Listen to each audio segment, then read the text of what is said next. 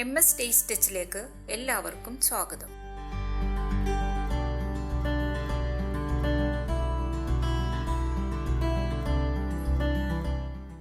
ഇന്ന് നമ്മൾ ഉണ്ടാക്കുന്നത് ഒരു പൈനാപ്പിൾ പച്ചടിയാണ്. ഇതിനു വേണ്ടി ഒരു ചെറിയ പൈനാപ്പിൾ തൊലിയൊക്കെ കളഞ്ഞ് ചെറുതായി അരിഞ്ഞെടുത്തിട്ടുണ്ട്. ഇതൊരു 1.5 കപ്പോളമുണ്ട്. നല്ല വേവുള്ളതുകൊണ്ട് ഞാനൊരു കുക്കറിലാണിത് വേവിക്കുന്നത്. ഇത് കുക്കറിലേക്ക് ഇട്ട് കൊടുക്കാം.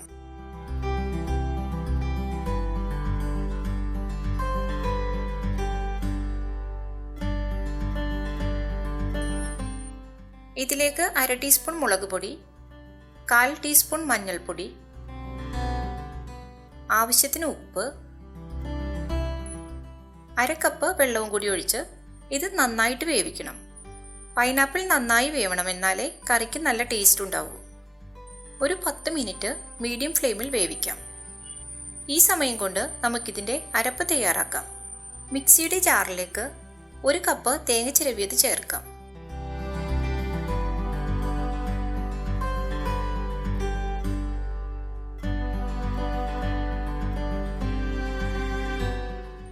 രണ്ട് പച്ചമുളക് ഇടാം.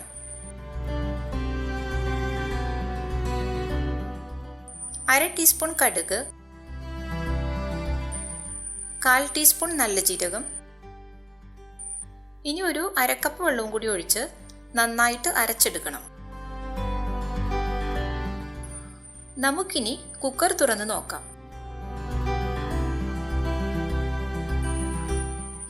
പൈനാപ്പിൾ നന്നായി വെന്തിട്ടുണ്ട്. ഞാനിതൊരു കറിച്ചട്ടിയിലേക്ക് മാറ്റുന്നുണ്ട്.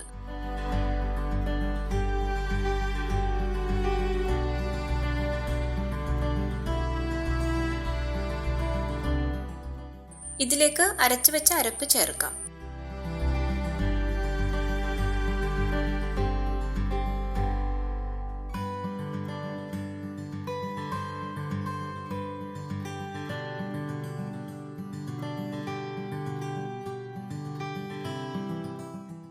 ഇത് നന്നായിട്ടൊന്ന് തിളക്കണം.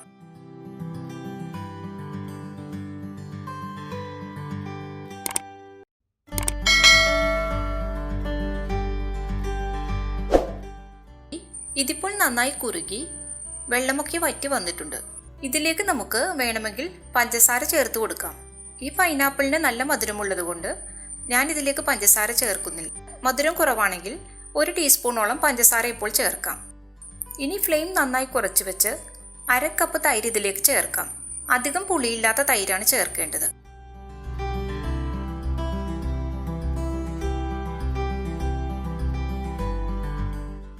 തൈര് ചേർത്ത് കഴിഞ്ഞ് പിന്നെ തിളപ്പിക്കേണ്ട. ഇത് ചൂടായി വരുമ്പോൾ നമുക്ക് ഫ്ലെയിം ഓഫാക്കാം. ഇനി നമുക്കിതിലേക്ക് താളിച്ചൊഴിക്കാം. പാൻ ചൂടായി വരുമ്പോൾ 2 ടേബിൾ സ്പൂൺ വെളിച്ചെണ്ണ ഒഴിക്കാം. 1 ടീസ്പൂൺ കടുക് ചേർക്കാം.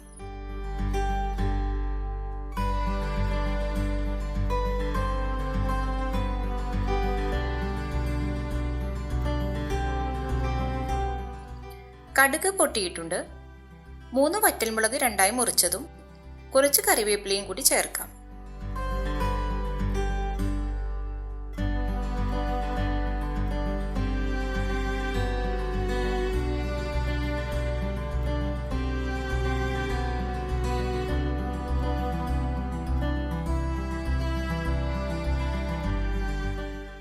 നമുക്കിത് കറിയിലേക്ക് ഒഴിച്ചു കൊടുക്കാം.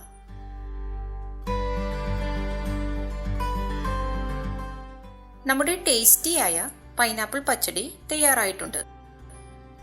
വളരെ എളുപ്പമാണ് ഇത് ഉണ്ടാക്കാൻ. എല്ലാവർക്കും ഇഷ്ടപ്പെടുന്ന നല്ലൊരു പച്ചടിയാണിത്. ഈ വീഡിയോ ഇഷ്ടപ്പെട്ടാൽ ലൈക്ക് ചെയ്യാനും ഷെയർ ചെയ്യാനും സബ്സ്ക്രൈബ് ചെയ്യാനും മറക്കരുത്. Thank you.